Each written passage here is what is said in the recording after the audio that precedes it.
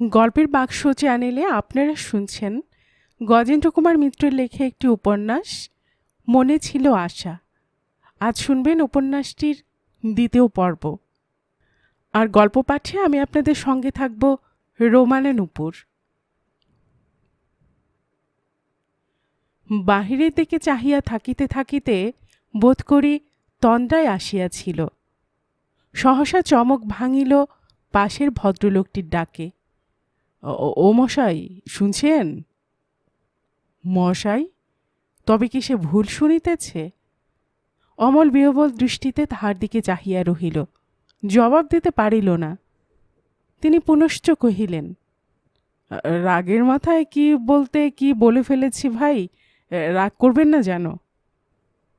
অমলের বিস্ময়ের পরিসীমা রহিল না, কিন্তু তবুও সে যতদূর সম্ভব মনোভাব দমন করিয়া সৌজন্য দেখাইয়া কহিল, না না, সে কি কথা, ওসব মনে করে সংকোচ বোধ করবেন না। তিনি গলার স্বর অকারণে খাটো করিয়া কহিলেন, আমার নাম শ্রী ভবেশচন্দ্র দাস ঘোষ। মশায়ের নাম? অমল নাম বলিল। তিনি কহিলেন, ব্রাহ্মণ, প্রাত প্রণাম। আপনার বসতে বোধ হয় খুবই কষ্ট হচ্ছে, একটু সরে এসে ভালো করে বসুন না। বলা বাহুল্য, অমলের সুযোগের অসৎ ব্যবহার করিল না। সে যতটাই স্থান অধিকার করিয়া বসা সম্ভব ততটাই দখল করিল। একটু পরে ভবেশবাবু কহিলেন, কত দূর যাওয়া হবে? পাটনা। আপনি? আমি যাব দ্বারভাঙা, মোকামা ঘাটে নামব। সেখানে আমার মামা শ্বশুর থাকেন, মহারাজের দপ্তরের বড় চাকরি। অমল বুঝিল এইদিকে তাহার একটু দুর্বলতা আছে। সে চুপ করিয়া রহিল এবং মনে মনে প্রাণপণে ভবেশবাবুর ভাব পরিবর্তনের কারণ চিন্তা করিতে লাগিল। কিন্তু বেশিক্ষণ তাহাকে ভাবিত হইল না। একটু পরে ভদ্রলোক নিজেই কারণটা ব্যক্ত করিলেন। গলা নিচু করিয়া চুপি চুপি কহিলেন, আচ্ছা, ওই কাবলেগুলো কিরকম করে চাইছে দেখছেন আমার দিকে? ওরা ডাকাত নয় তো? অমল বিস্মিত হয়ে জবাব দিল, ডাকাত? ডাকাত কেন হবে? আর হলেই বা আপনার দিকে বিশেষ করে চাইবে কেন? তিনি আরও ফিসফিস করিয়া কহিলেন, কারণ আছে, আমার কাছে অনেকগুলো টাকা রয়েছে, প্রায় 400 টাকা। অমল মৃদু হাসিয়া কহিল, 400 টাকার জন্য কেউ ডাকাতি করে না, অন্তত ট্রেনে। না, করে না, জানেন? 25টা টাকার জন্য ডাকাতি করে। আর কথা না বাড়াইয়া অমল কহিল, তাছাড়া আমরা এক গাড়ি লোক রয়েছি, ডাকাতি অমনি করলেই হলো। ভবেশবাবু অগত্যা কিছুক্ষণ চুপ করিয়া রহিলেন, কিন্তু একটু পরেই আবার কহিলেন, এক্সারসাইজ করেন? ব্যায়াম? অমল কহিল, না, কিন্তু এমনিই গায়ে যথেষ্ট জোর আছে। ছাই আছে, ও জোরে কিছু হয় না। পারবেন কাবলের সঙ্গে লড়াই করতে? ওই করে তো বাঙালি জাতটা মরতে বসেছে। আরও কিছুক্ষণ চুপচাপ। তারপর সহসা বাহুমূলে সজোর চিমটি খাইয়া অমল সচকিত হইয়া উঠিল। ভবেশবাবু ফিসফিস করিয়া কহিলেন, মশাই, সামনের বেঞ্চে মুসলমানগুলো কি করে চাইছে এদিকে দেখছেন? নিশ্চয় ওদের সঙ্গে ওই কাবলিগুলোর স্বরও আছে। ওপাশের বেঞ্চের মুসলমানগুলি সত্যি এদিকে চাহিতেছিল, কিন্তু সে ভবেশবাবুর জন্য নয়। ভবেশবাবুর দিকেই বর্ধমান স্টেশনের প্ল্যাটফর্ম পড়িয়াছিল। তাহাদের দৃষ্টি ছিল প্ল্যাটফর্মের উপর অসংখ্য ফেরিওয়ালার খাদ্য সম্ভারের দিকে। অমল সেই কথায় ভবেশবাবুকে বুঝাইতে গেল, কিন্তু তিনি তাহাতে বিশেষ সান্ত্বনা লাভ করিতে পারিলেন না। অবশেষে যখন সত্য সত্যই তাহারা জনতিনেক একটা মিঠাইওয়ালা ডাকিয়া অন্য যাত্রী মারফত মিহিদানা কিনিল, তখন তিনি অগত্যা চুপ করিলেন। ক্রমশ রাত্রি গভীর হইল, গাড়ি শুদ্ধ সব ঢুলিতে শুরু করিয়াছে। অমলও বসিয়া বসিয়া তন্দ্রাচ্ছন্ন হইয়া পড়িয়াছিল। তাই গাড়ি কখন যে আসানসোলের কাছাকাছি আসিয়াছিল তাহা টের পায় নাই। সহসা এক প্রবল ঝাঁকুনিতে সে উঠিয়া বসিল। এবারেও ভবেশবাবু। মশাই, দেখছেন একবার কাণ্ডখানা? সবাই ঘুমোচ্ছে, আর ওই ব্যাটা ডাব ডাব করে চেয়ে রয়েছে আমার দিকে। তবু আপনি বলবেন ও ব্যাটার ডাকাত নয়? অমল চারিদিকে চাহিয়া দেখিল যে একটি কাবুলির বোধ করে ঘুম আসে নাই। সে উহাদের দিকে চাহিয়া বসিয়া আছে। এবার সে বিরক্ত হইয়া কহিল, কেন মিছিমিছি ব্যস্ত হচ্ছেন আপনি? বলছি তো যে ডাকাতি করা অত সহজ নয়। ভবেশবাবু তাহার ঝাঁঝ লক্ষ্য করিয়া আর কিছু বলিলেন না, কিন্তু সে শান্তি যে ক্ষণিক তাহা অল্পক্ষণ পরেই বোঝা গেল। ততক্ষণে আসানসোল স্টেশনে গাড়ি আসিয়াছে। ভবেশবাবু প্ল্যাটফর্মের দিকে মুখ বাহির করিয়া একাগ্র দৃষ্টিতে দেখিতে লাগিলেন, এবং একটু পরে একজন টিকিট কালেক্টরকে দেখিয়া রীতিমতো চেঁচামেচি করিয়া উঠিলেন। ও মশাই, শুনছেন? ও মশাই! টিকিট কালেক্টরটি কাছে আসিতে কহিলেন, মশাই, এই গাড়িতে একদল ডাকাত যাচ্ছে, পুলিশে ইনফর্ম করুন। টিকিট কালেক্টর ভদ্রলোক অতিমাত্রায় বিস্মিত হইয়া কহিলেন, কিছু নিয়েছে? ভবেশবাবু কহিলেন, নেয়নি কিছু, কিন্তু নেবার চেষ্টা করছে। আমার কাছে অনেকগুলো টাকা আছে, সেই জন্য ওরা দল পাকিয়ে গাড়িতে উঠেছে। বারবার আমাদের দিকে চাইছে, আর নিজেদের মধ্যে কি বলাবলি করছে। টিকিট কালেক্টর জিজ্ঞাসু দৃষ্টিতে অমলের দিকে চাহিতে সে ভবেশবাবুর অলক্ষ্যে নিজের মাথাটা দেখাইয়া দিল। তিনি ইঙ্গিতটা বুঝিতে পারিয়া কহিলেন, যাক, এখনো কিছু নেয়নি তো। আপনি চুপচাপ শুয়ে থাকুন। ডাকাতি যখন করবে তখন গার্ডকে জানাবেন, কিংবা পরের স্টেশনের মাস্টারকে। যাই কি চেন ধরেও টানতে পারেন। তিনি চলিয়া গেলেন। ভবেশবাবু কিছুক্ষণ গুম হইয়া বসিয়া থাকিয়া কহিলেন, সব বেটাদের নামে রিপোর্ট করে দেব, তা নইলে জব্দ হবে না। পাবলিকের টাকা খেয়ে পাবলিককে হেনস্তা। অমল তাহার দিকে পেছন ফিরিয়া বসিয়া পুনরায় তন্দ্রাচ্ছন্ন হইল। এবার ঘুম ভাঙিল একেবারে মোকামা ঘাটে। তখন সকাল হইয়াছে। ভবেশবাবু মালপত্র বারবার গুনিয়া মুটের মাথায় চাপাইতেছেন। চারিদিকে কোলাহল, বহু লোক নামিতেছে উঠিতেছে। ভবেশবাবুরও রাত্রি প্রভাতের সঙ্গে সঙ্গে যেন ভয় ডর সব চলিয়া গিয়াছে। তিনি প্রচুর হাঁকডাক করিতেছেন। অমল চোখ মেলিয়া চাহিতেই একেবারে আত্মীয়তার সুরে কহিলেন, তুমি এবার বেশ হাত পা মেলে বসো ভাই, সারা রাত কষ্ট হয়েছে। তাহার পর সহসা ফিরিয়া কহিলেন, পাটনায় কি জন্য যাচ্ছ, বললে না তো? অমল একটুখানি ইতস্তত করিল, তাহার পর কথাটা বলিয়াই ফেলিল, আগে কাজকর্মের চেষ্টায়। তখন ভবেশবাবু নামিয়াই পড়িয়াছেন। তিনি মুখ ফিরাইয়া কহিলেন, বাকিপুরের কদমকোয়ায় আমার এক ভাইরা থাকেন, ওখানকার এক স্কুলের হেডমাস্টার, তার সঙ্গে দেখা করতে পারো। ভুবনবাবু তার নাম। গাড়ি ছাড়িয়া দিল। ততক্ষণে তাহার কামরা অনেক খালি হইয়া গিয়াছে। হাত পা মেলিয়া সে শুইয়া পড়িল।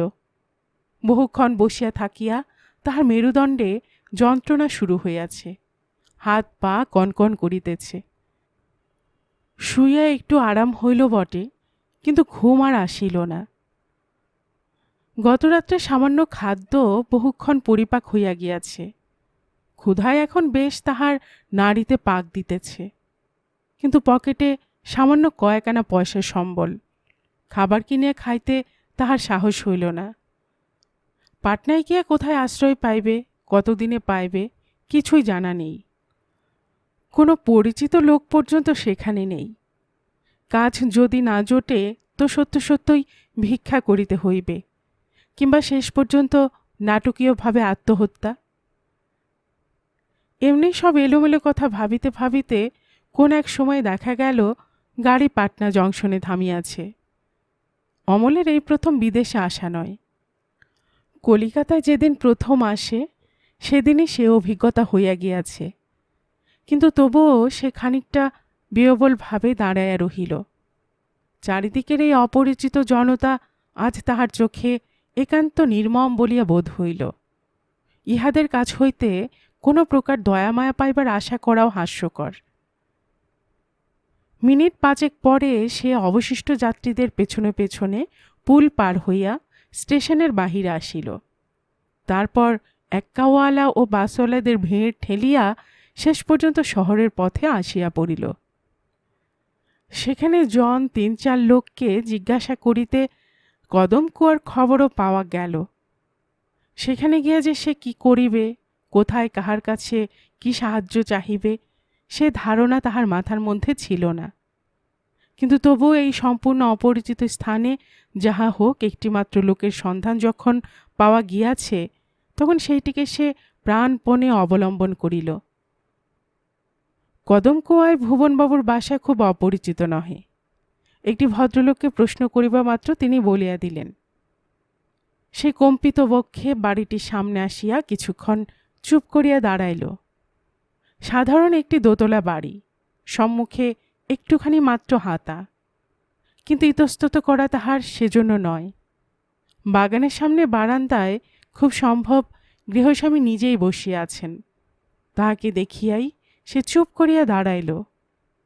প্রথমে গিয়াই কি বলিবে তাহা কিছুতেই স্থির করিতে পারিল না।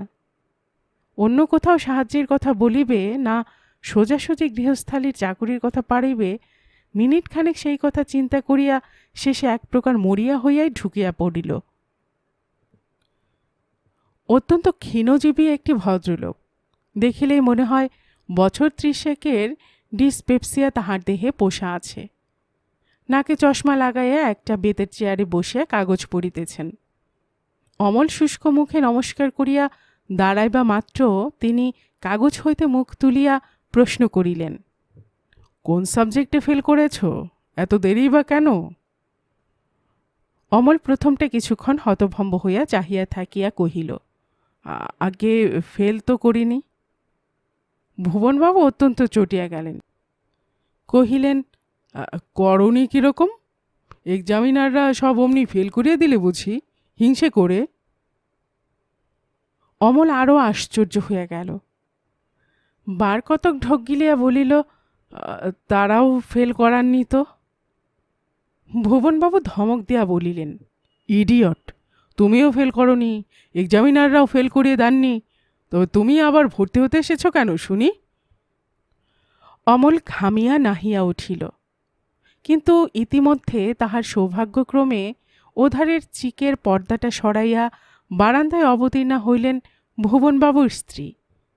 মাস্টার মহাশয় যেমন রোগা, তাহার গৃহিণী তেমনি মোটা। অমল মনে মনে হিসাব করিয়া দেখিল অন্তত 3.5 মণের কম হইবে না। গৌরবর্ণ, মুখশ্রী ভালো, চশমার মধ্য দিয়া চোখ দুটি ডাগুরি দেখায়, কিন্তু বিপুল মেদ ভারে তার সমস্ত শ্রী নষ্ট হইয়া গিয়াছে। ভদ্রমহিলার ধোপদস্ত শাড়ির দিকে চাহিলে মনে হয় না যে কখনো তিনি নড়িয়া কোনো কাজ করেন, কিন্তু গলার সুর তাহার সর্বদাই ক্লান্ত। কথা শুনিলে বোধ হয় সারা দিন ধরিয়া বিশ্বের সমস্ত কাজ করিবার ভার দেওয়া হইয়াছে ওই একটিমাত্র মানুষকে। তিনি কহিলেন, তোমার যত বয়স বাড়ছে তত ভীমরতি ধরছে নাকি? দুনিয়ার সব মানুষ কি তোমার কাছে আসে শুধু স্কুলের কাজে? খামোখা একটা লোককে ধমকাচ্ছ কেন? কি কাজে কেন এসেছে খোঁজ করো আগে। খালি স্কুল আর স্কুল। তোমার স্কুলের জ্বালায় আমায় একদিন আত্মহত্যা করতে হবে, এ আমি বেশ জানি। আঘাত পাইবা মাত্র কচ্ছপ যেমন মুহূর্ত মধ্যে হাত পা গুটাইয়া খোলের মধ্যে প্রবেশ করে, স্ত্রী বাহির হওয়া মাত্র মাস্টার মহাশয়ের সমস্ত বিক্রম তেমনি করিয়া হাত পা গুটাইয়া তাহাকে বেতের চেয়ারের মধ্যে যেন আরও কুণ্ডলী পাকাইয়াছিল। ভয়ে ভয়ে মৃদুকণ্ঠে কহিলেন, তবে ও কি জন্য এসেছে? মাস্টার পত্নীর ক্লান্ত সুর আবার ফিরিয়া আসিল। কহিলেন, কি জন্য এসেছেন খোঁজ করো না? তারপর তিনি নিজেই একটা চেয়ার টানিয়া লইয়া বসিয়া পড়িয়া প্রশ্ন করিলেন, কি চান আপনি? অমল ততক্ষণে প্রায় বাহ্য জ্ঞান শূন্য হইয়া পড়িয়াছে। সে কোনো মতে মরিয়া হইয়া বলিয়া ফেলিল, আমি কাজের জন্য এসেছিলুম। কাজ? মাস্টার পত্নীর নাসিকা কুঞ্চিত হইয়া উঠিল। ভুবনবাবু এতক্ষণে আবার সোজা হইয়া বসিলেন, কহিলেন, কাজ কাজ কি আর বাঙালির পাবার জো আছে? ইন্সপেক্টরের হুকুম, সমস্ত কাজেই বিহারীকে রাখতে হবে। এমনকি মাস্টার পর্যন্ত বাঙালি রাখতে গেলে অনেক কাঠখড় পোড়াতে হয়, তা নইলে। ভুবনবাবুর স্ত্রী আবার ধমক দিলেন, ফের স্কুল? তা কি কাজ চাও? তিনি অমলের দীন বেশভূষা ও শুষ্ক মুখ দেখিয়া এবং কাজের কথা শুনিয়া আপনি হইতে তুমি করিয়া ফেলিলেন। অমল ঘাড় হেঁট করিয়া সহসা জবাব দিল, আগে আমি রান্নার কাজ কিছু কিছু জানি। সহসা ভুবনবাবুর স্ত্রী সোজা হইয়া বসিলেন, জানো রান্নার কাজ? সত্যি জানো? কি জাত তুমি? অমল পৈতাটা জামার মধ্য হইতে বাহির করিয়া দেখাইল, তারপর কহিল, খুব ভালো জানি না, তবে আপনারা দেখিয়ে শুনিয়ে দিলে পারি হয়তো। ভুবনবাবুর স্ত্রী একটা আরামে নিঃশ্বাস ফেলিয়া কহিলেন, বাঁচালে বাবা তুমি। বাবাজিটা কাল হঠাৎ অসুখ করে বাড়ি চলে গেল। কি বিপদে যে পড়েছিলুম বলবার কথা নয়। ছেলে মেয়ে নিয়ে 8 জন লোক, দুবেলা রান্না কি সোজা কথা? আজই তো হাঁপিয়ে উঠেছিলুম। তাহলে তুমি যাও, স্নান টান করে নাও। আজ রবিবার বলে এখনো রান্না চাপেনি, তুমি চাপিয়ে দাওগে। পান্নাকে ডাকছি, সব দেখিয়ে শুনিয়ে দিক। ভুবনবাবু বহুক্ষণ চুপ করিয়াছিলেন, এবার ভয়ে ভয়ে প্রশ্ন করিলেন, কোথায় ওর বাড়ি, কি বৃত্তান্ত? কিছুই খোঁজ নিলে না? এখানে কেউ চেনে কি না?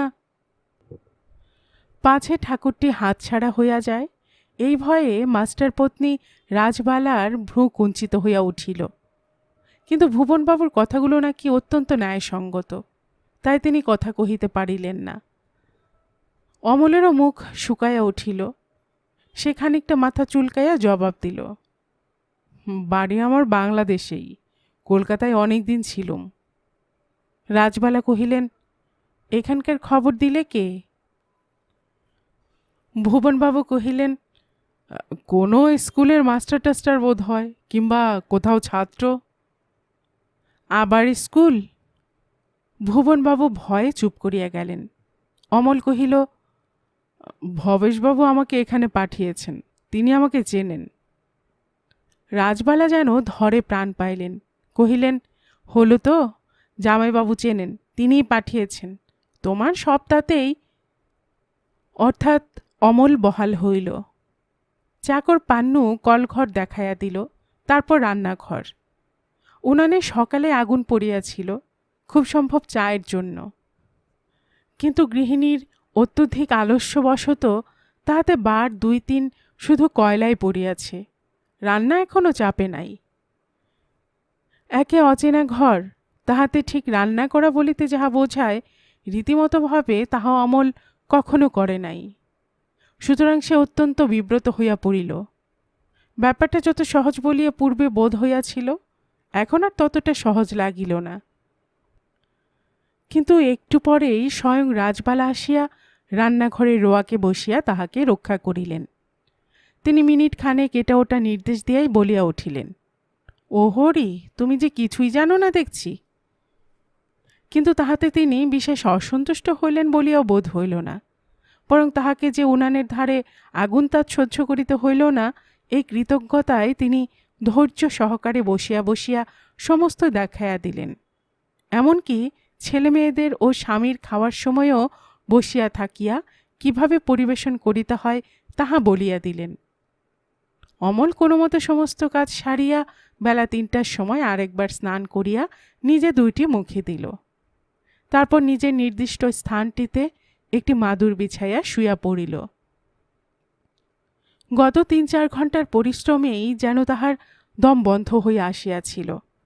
কি করিয়া যে এখানে দিনের পর দিন রাত্রির পর রাত্রি কাটাইবে তাহা সে ভাবিয়া পাইল না।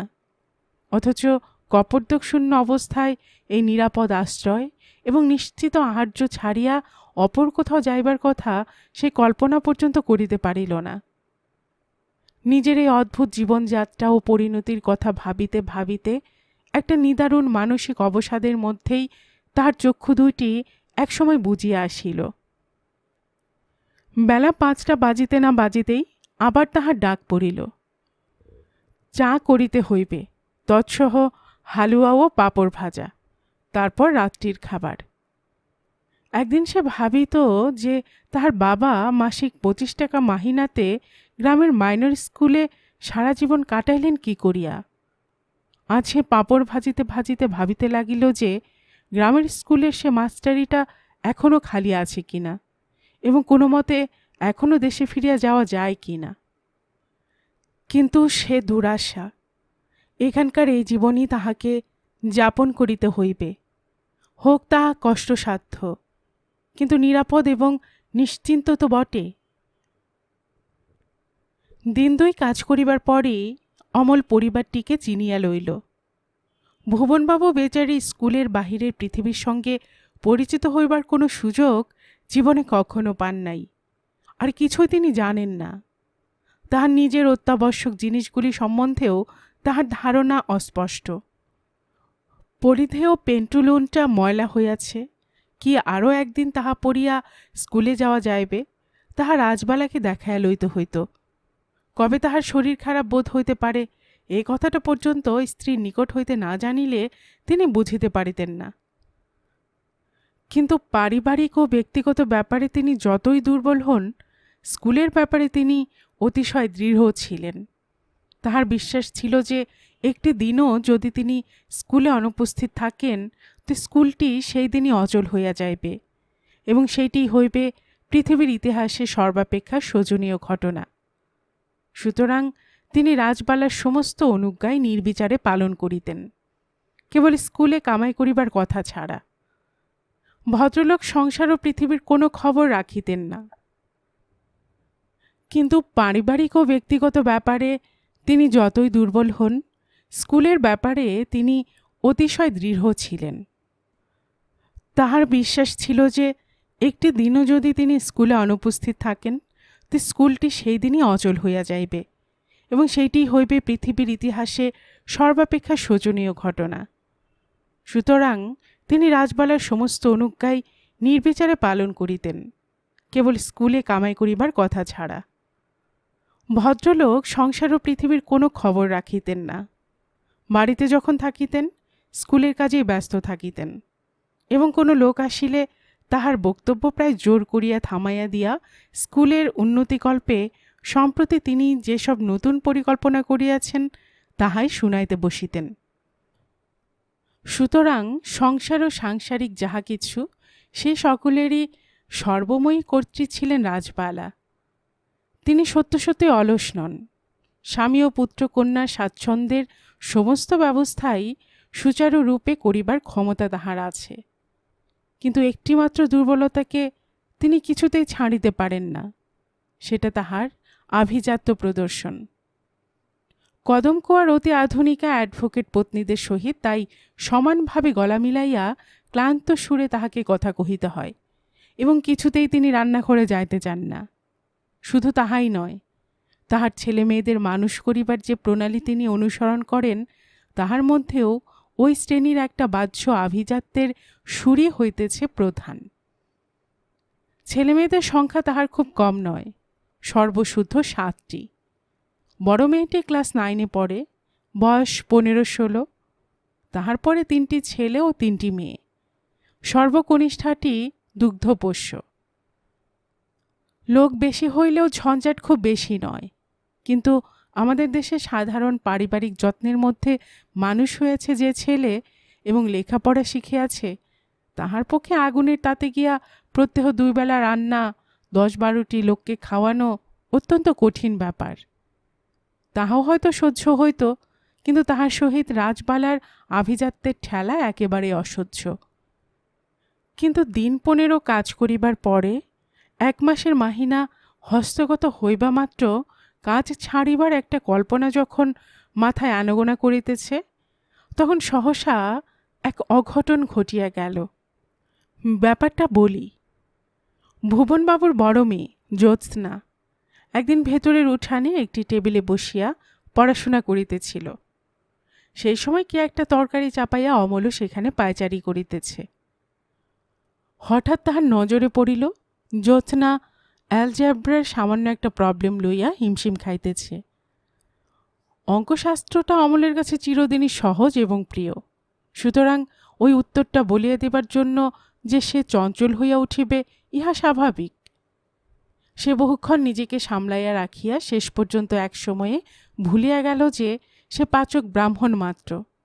তাই জ্যোৎস্না বারে বারে যে ভুলটা করিতেছিল, টেবিলের সামনে দাঁড়াইয়া এক সময় সেই ভুলটাই আঙুল দিয়া সে দেখাইয়া দিল। জ্যোৎস্না কিছুক্ষণ হতভম্ব হইয়া অমলের মুখের দিকে চাহিয়া রহিল। তারপরই মুখে একটা অস্ফুট শব্দ করিয়া ঊর্ধ্বশ্বাসে ছুটিয়া বাহিরের ঘরের দিকে গেল। তখন ভুবনবাবু বসিয়া পরীক্ষার খাতা দেখিতেছিলেন এবং রাজবালা স্কুলের অপর একটি মাস্টারের সহিত যতদূর সম্ভব ক্লান্তভাবে কথাবার্তা চালাইতেছিলেন। জ্যোৎস্না ঝড়ের মতো ঘরে ঢুকিয়াই কহিল, বাবা, আমাদের বামুন ঠাকুর লেখাপড়া জানে? রাজবালা কহিলেন, তা কি হয়েছে তাতে? তুমিও তো হাঁপাচ্ছ কেন? আজকালকার দিনে একটু লেখাপড়া জানে না কে? মেথর পর্যন্ত আজকাল নাম সই করছে। জ্যোৎস্না কহিল, একটু লেখাপড়ার কথা বলছি না কি আমি একটা অ্যালজেব্রার প্রবলেম কিছুতেই করতে পারছিলাম না, ঠাকুর মুখে মুখে বলে দিলে। এবার সকলেই রীতিমতো বিস্মিত হইলেন। এমনকি ভুবনবাবু পর্যন্ত তাহার পরীক্ষার খাতা হইতে মুখ তুলিয়া জ্যোৎস্নার মুখের দিকে চাহিয়া রহিলেন। রাজবালাই কিছুক্ষণ পরে কথা কহিলেন, বলিলেন, এখনই ওকে বিদায় করে দাও, আর 1 মিনিটও রাখা চলবে না। ভুবনবাবু আরও বিস্মিত হইয়া বলিলেন, কেন গো, রান্না তো আর খারাপ করে না। রাজবালা অগ্নিস্রাবী দৃষ্টিতে স্বামীর দিকে চাহিয়া কহিলেন, তুমি থামো, পলিটিক্যাল সাসপেক্ট, বুঝতে পারছ না বৌমা? যে শিক্ষকটি বসিয়াছিলেন এখানে তাহার পত্নী স্থানেই প্রতিষ্ঠা। তিনি বিজ্ঞের মতো ঘাড় নাড়িয়া কহিলেন, নিশ্চয়ই, তাতে আর কোনো সন্দেহ নেই।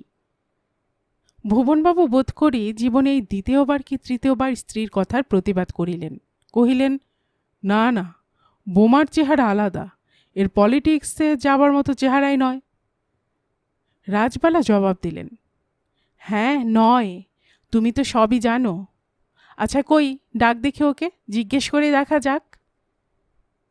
সেদিনটা কি একটা ছুটির দিন, রান্নার খুব বেশি তাড়া ছিল না। পান্নুকে দিয়া বলিয়া পাঠানো হইল হাতের রান্নাটা নামাইয়া উনানে কয়লা দিয়া অমল যেন একটু বাহিরের ঘরে আসে। অমলের পক্ষে কারণটা অনুমান করা অসম্ভব নয়, এমনকি সে ঠিক এইটাই আশা করিতেছিল বলিলেও ভুল করা হইবে না। সে প্রস্তুত হইয়াই দেখা দিল। আমাকে ডাকছিলেন? কথাবার্তা রাজবালায় চালাইবেন ইহা পূর্বাহ্নেই স্থির ছিল, বা বহু পূর্ব হইতেই স্থির হইয়া আছে। কারণ যাহা কিছু কথাবার্তার ভার শরণার্থীর কাল হইতে তাহারই উপর ছাড়িয়া দিয়া ভুবনবাবু নিশ্চিন্ত আছেন।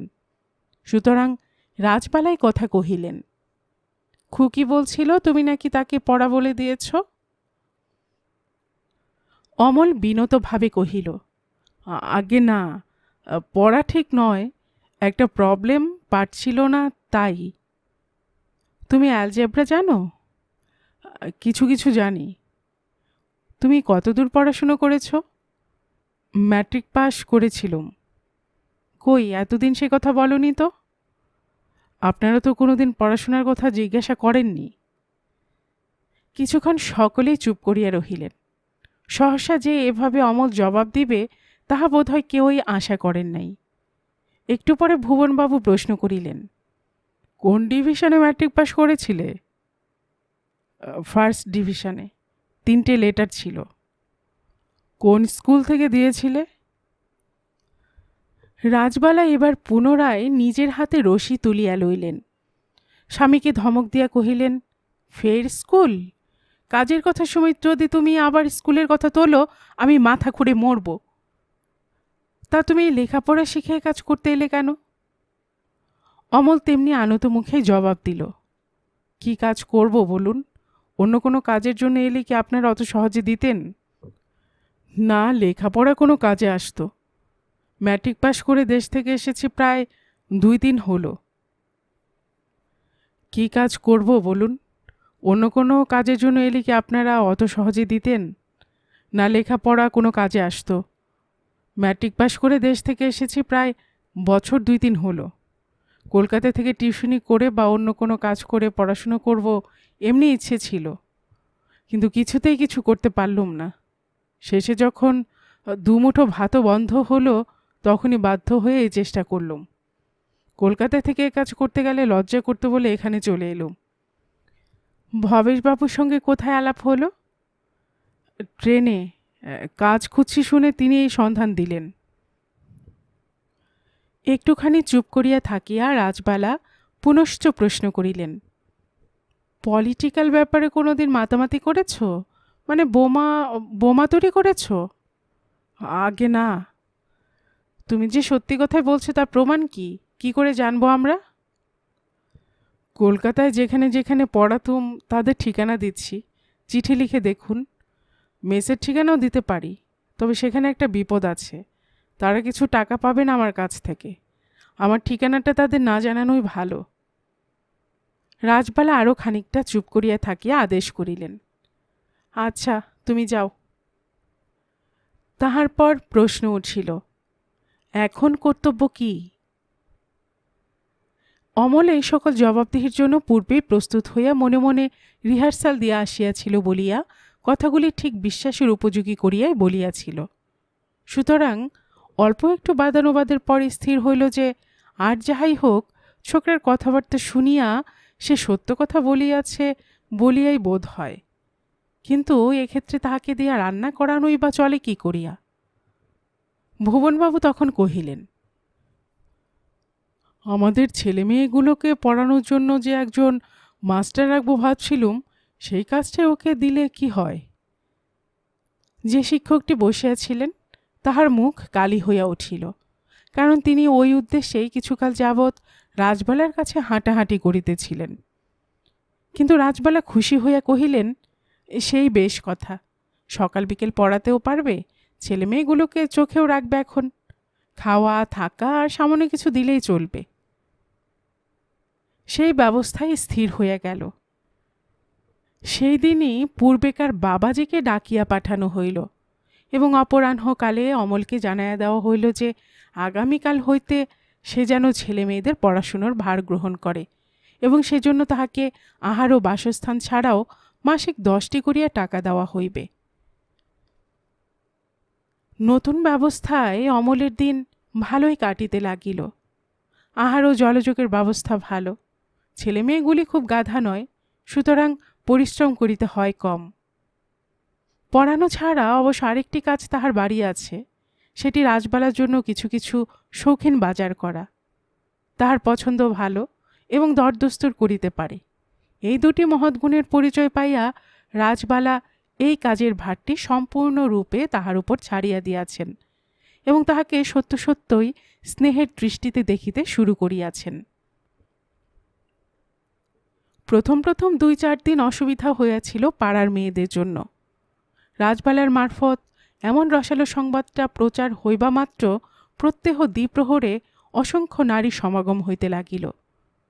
পাটনা সিটি হইতে শুরু করিয়া গর্দানি বাগ পর্যন্ত বোধ হয় কোনো মহিলাই বাকি রহিলেন না এবং রাজবালার অনুরোধে প্রত্যহই তাহাকে মিনিট কতকের জন্য কিউরিও হিসেবে তাহাদের সামনে আসিয়া দাঁড়াইতে হইত। লজ্জায় অমলের মাথা কাটা যাইত বটে, কিন্তু এতদিনে সে নিরাপদ ও নিশ্চিন্ত আশ্রয়ের মর্ম বুঝিয়াছিল, সুতরাং এসব দৌরাত্মই নীরবে সহিয়া যাইত। যাক, সে অল্প কয়েকটা দিন, তারপর যতদূর সম্ভব স্বাচ্ছন্দ্যের মধ্য দিয়েই তাহার দিন কাটিতেছিল। কিন্তু মাস 2 পরে আবার তাহার দুশ্চিন্তার কারণ দেখা দিল। সহসা সে একদিন লক্ষ্য করিল যে জ্যোৎস্না তাহার দিকে একটু বেশি মনোযোগ দিতে শুরু করিয়াছে। সন্দেহ জিনিসটা এমনই যে প্রথমটা আসিতেই যায় একটু দেরি, কিন্তু মনে একবার দেখা দিলে অচিরেই তাহা মনের মধ্যে বদ্ধমূল হয়। তাহার প্রমাণ প্রয়োগের আবশ্যক হয় না। অমলেরও প্রায় সেই ব্যাপার ঘটিল। প্রথম সন্দেহের পর 1 সপ্তাহ কাটিতে না কাটিতে অমলের মনে সুনিশ্চিত বিশ্বাস দেখা দিল যে জ্যোৎস্না দস্তুর মতো তাহার প্রতি আকৃষ্ট হইয়া পড়িতেছে। অবশ্য সে বিশ্বাসের কারণও ছিল। জ্যোৎস্না পড়ার সময় অন্য ভাই বোনদের সহিত বিবাদ করিয়া অমলের পাশে বসিত এবং জলখাবারের থালা কিছুতেই সে পান্নু কিংবা মথুরাকে লইয়া আসিতে দিত না। তাহাতেও আপত্তির কোনো কারণ ছিল না। কিন্তু সহসা একদিন সে ফস করিয়া নিজের আঁচল দিয়া তাহার কপালের ঘাম মুছিয়া দিল এবং মায়ের অসাক্ষাতে আহারের সময় তাহাকে বাতাস করিতে শুরু করিল। 20-22 বছরের তরুণের পক্ষে এই ধরনের রোমান্স ঈপ্সিত ও রোমাঞ্চকর, বিশেষত আধুনিক বাঙালি তরুণদের। কিন্তু অমলের বয়সটা 22 হইলেও মনটা অনেকখানি বৃদ্ধ হইয়া গিয়াছিল। যে তরুণ প্রেমে পড়িতে চায়, যে তরুণ দিনরাত রোমাঞ্চের স্বপ্ন দেখে, কিশোরীর আঁচলের হাওয়ায় যে তরুণের মনের পাপড়িগুলো বিকশিত হইয়া ওঠে, অমলের মনের মধ্যে সে তরুণ বহুকাল মরিয়া গিয়াছিল। অভাব, নৈরাশ্য এবং আরেকটি অত্যন্ত স্থূল অথচ অত্যাবশ্যক জিনিস ক্ষুধা তাহার বয়সকে পুরো 10টি বৎসর বাড়াইয়া দিয়া গিয়াছে। তাই যে কিশোরীর প্রেমের আভাসে তাহার মন লঘু দক্ষিণা হওয়ার মতো চঞ্চল হইয়া ওঠার কথা, সেই প্রেমেরই অস্ফুট ইঙ্গিত পাইয়া সে রীতিমতো ভীত হইয়া উঠিল। কিন্তু ইঙ্গিতটা চিরকালই অস্ফুট রহিল না।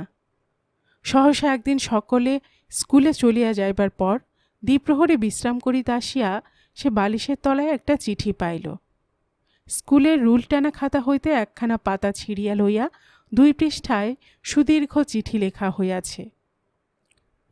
জ্যোৎস্নার হাতের কদর্য লেখা চিনিতে অমলের বিলম্ব হইল না। কিন্তু এই যে রীতিমতো প্রেমপত্র, নভেলি ঢঙে নভেলি ভাষাতেই প্রেম নিবেদন করা হইয়াছে, যদিও বানানো ব্যাকরণের ভুলে তাহা কণ্টকিত। চিঠিখানা আদ্যপান্ত পড়িয়া তাহার গা জ্বলিয়া গেল। এতদিন পরে যদি বা ভালো আশ্রয় একটা মিলিয়াছে, এই হতভাগা মেয়েটার অকালপক্কতার জন্যই বুঝি তাহা যায়। সে অসহ্য ক্রোধে মনে মনে তাহাকে গালি দিতে লাগিল। কেন রে বাপু, এই তো সবে তোর 16 বছর হয়েছে, ইহারই মধ্যে এত বাড়াবাড়ি কেন? সে ব্রাহ্মণ, ভুবনবাবুরা কায়স্থ, বিবাহের কোনো সম্ভাবনা নেই। তাছাড়া ভুবনবাবু তাহার মতো পাত্রকে দিবার জন্য নিশ্চয় মেয়েকে লেখাপড়া শিখাইতেছেন না। সুতরাং এ পথে আর অগ্রসর হইলেই একদিন মার খাইয়া এ বাড়ি হইতে বাহির হইতে হইবে। সে চিঠিখানা কুচি কুচি করিয়া ছিঁড়িয়া ফেলিয়া দিয়া শুইয়া পড়িল। আর কিছু টাকা হাতে জমাইতে পারিলে সেই স্থান ত্যাগ করিত।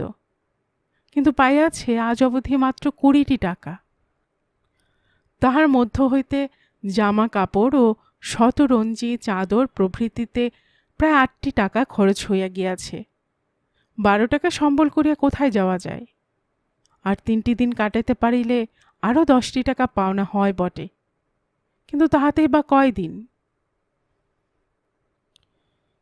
গল্পের বাক্সবাই রোমানানুপুর চ্যানেলে এতক্ষণ আপনারা শুনছিলেন গজেন্দ্র কুমার মিত্র লেখা একটি উপন্যাস মনে ছিল আশা এর 2য় পর্ব। আর এতক্ষণ গল্প পড়ে শোনাচ্ছিলাম আমি রোমানানুপুর।